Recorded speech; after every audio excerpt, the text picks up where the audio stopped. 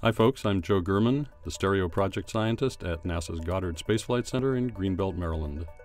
Stereo, or the Solar Terrestrial Relations Observatory, is a NASA mission consisting of 2 spacecraft orbiting the Sun in orbits just inside and outside the Earth's, with the objective of learning more about solar activity and how it propagates through the heliosphere.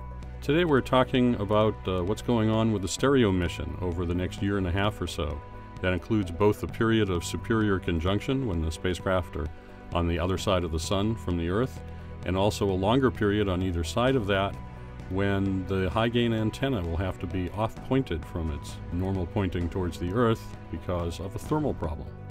During those weeks of superior conjunction for each spacecraft, the noise level of getting their signals back will be too high simply because the antenna here on Earth will be looking at the Sun as well as at the spacecraft.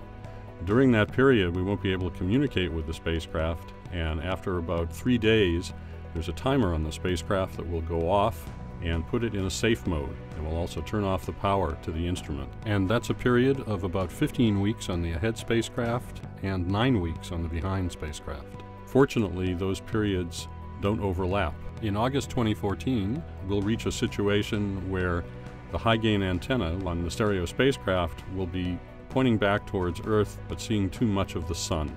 That means that the feed at the focus of that antenna will be getting too hot, and we'll have to start off-pointing the antenna and using the weaker so-called side lobes to communicate with the Earth. That means we can't get back as much data in a given amount of time as we could before, so we're going to be carefully cherry-picking which data we send back during that period. And that's a period of about 16 months on the ahead spacecraft and 14 months on the behind spacecraft. And it'll take us to approximately the beginning of 2016 when we can resume normal operations on the main lobe of the antenna. During those periods of time, we'll be down to about 7.4 kilobits a second and 1.7 kilobits a second of science telemetry. It's worth noting that even the smaller of those two numbers is a factor of 10 greater than the rate we currently get back from Voyager 2, which is at the outer limit of the solar system.